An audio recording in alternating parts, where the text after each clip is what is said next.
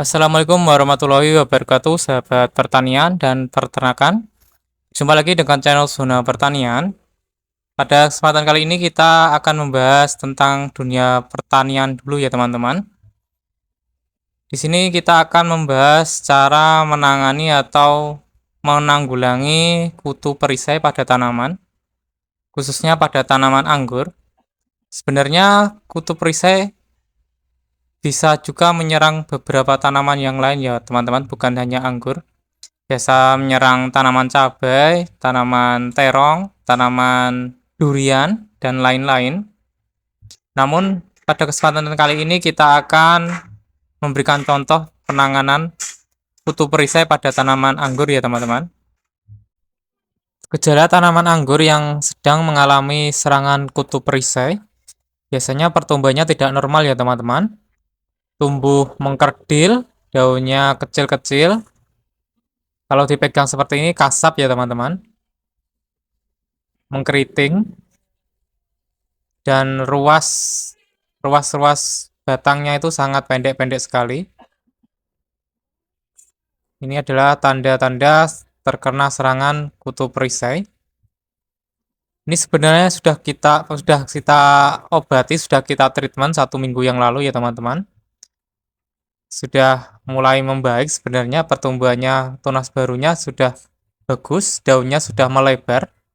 Ini sangat berbeda yang bawah ya teman-teman.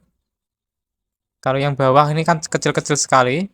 Untuk pertumbuhan yang baru ini daunnya sudah melebar, sebenarnya sudah mulai membaik.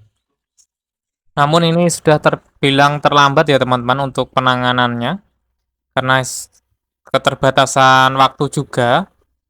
Ini berada di rumah saya.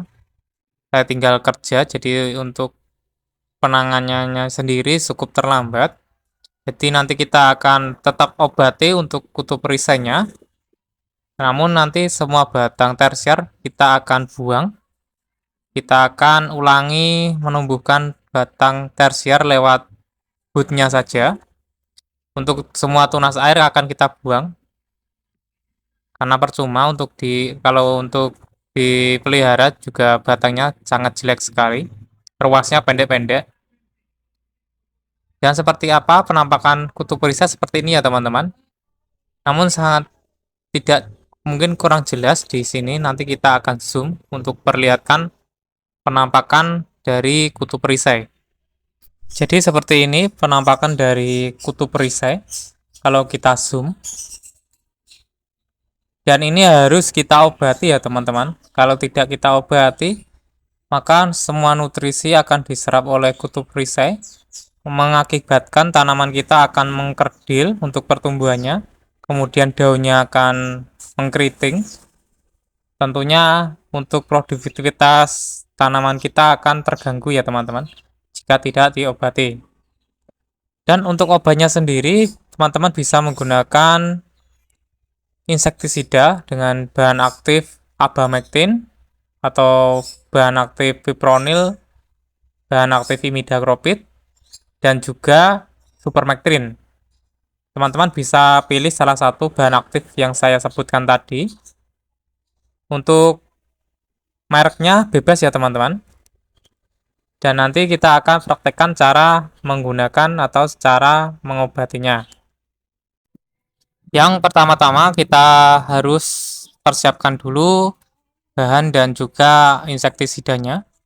Di sini kita menggunakan air kurang lebih sebanyak 50 ml dan juga insektisida. Ini bebas dengan merek apa saja. Kemudian sikat gigi yang sudah bekas dan juga kapur dolomit. Jika di tempat teman-teman tidak ada kapur dolomit, bisa diganti dengan perekat ya teman-teman. Caranya tinggal kita campurkan saja ini kapur dolomit ke dalam air sebanyak kurang lebih 50 ml. Namun jika tidak ada kapur dolomit, bisa menggunakan perekat saja ya teman-teman. Kemudian kita aduk. Cara ini biasa digunakan pada tanaman durian ya teman-teman. Biasanya kalau teman-teman memperhatikan pohon-pohon durian atau pernah lihat di suatu perkebunan durian ada pohon durian yang pohonnya dicat warna putih, sebenarnya itu bukan cat ya teman-teman. Itu sebenarnya adalah kapur dolomit yang dicampur dengan insek guna untuk mengobati serangan penggerek batang. Bisa juga untuk mengobati kutu perisai seperti ini ya teman-teman. Hama yang sering sekali menyerang tanaman anggur adalah selain trip juga kutu perisai ya teman-teman. Jika trip cukup disemprot, namun kalau kutu perisai harus disikat seperti ini ya teman-teman agar benar-benar bersih.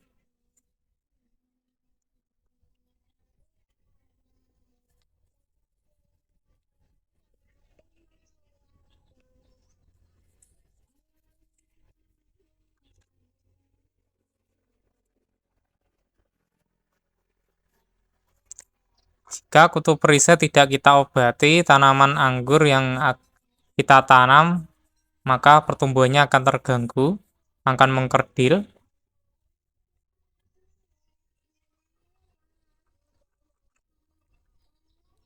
Ini sebenarnya sudah pernah kita obati ya teman-teman 1 minggu yang lalu.